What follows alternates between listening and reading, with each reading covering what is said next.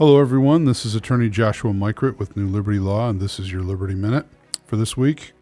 This week, I have a quick but huge detention update out of federal court in California. It affects people who entered the United States illegally, but later got picked up by ICE. This is a big deal. A lot of people haven't been eligible for bond lately, and this decision out of this California court affects a lot of people. So let's jump into it. Number one, the government basically tried a few months ago, 5 or 6 months ago, to change the rules. The immigration authorities rolled out guidance saying that anyone who crossed without inspection was automatically what they called an applicant for admission. Even if the person had lived here for years, they still said, you're applying to enter the United States, even if you've been in the United States for 20 years.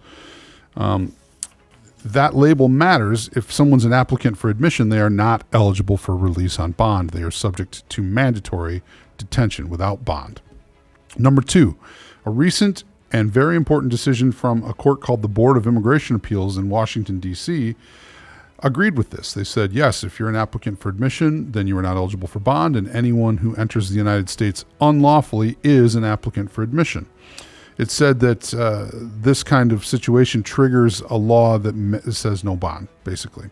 No bond hearing. No judge can even consider letting you out. And immigration has started applying this policy all over the United States. Number three, the Federal District Court for the Central District of California just pushed back. In a nationwide class action, the court in California granted something called summary judgment, basically saying the immigrants that were suing the government, they won. And the court said that immigration and the Board of Immigration Appeals got this wrong, that the law, in fact, does not say that someone who entered unlawfully automatically is subject to mandatory detention. So the law does not allow a blanket no bond rule just because of entering without inspection. Number four, entering without inspection alone does not trigger mandatory detention anymore. For the people covered by this case, detention falls under a different section of the law, which is the section that had been used for the last 25 years. So they can request bond and get a hearing. This restores what the law has always been and the way that it's been interpreted since 1997. So whatever that is, 28 years. 28 years. Number five, it's important to note that mandatory detention still exists. It is still possible for immigration to detain someone and for that person to be ineligible to be released on bond. What conditions could create that situation? If someone has a criminal record, like a serious criminal record, has committed certain felonies, or someone who's recently arrived at the border, someone who's caught at the border, they could be detained without potential release on bond. And finally, anyone who's been ordered deported theoretically could be subject to mandatory detention.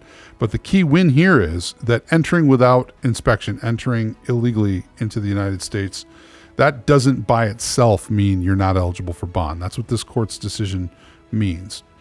So that's the update for this week. Obviously very important. I do think that if anyone watching this feels that this might affect them or someone that's important to them or close to them, someone they know, you should reach out to a lawyer to discuss it immediately, because even though this actually is fairly straightforward, in my opinion, it could be implemented in strange ways. So you really should have a lawyer help you through it. And so as you all know, my name is Joshua Mykert. We're here to help if you need us. Our law firm is New Liberty Law. This has been your Liberty Minute. And as hopefully you all know by now, liberty is a work in progress, our work.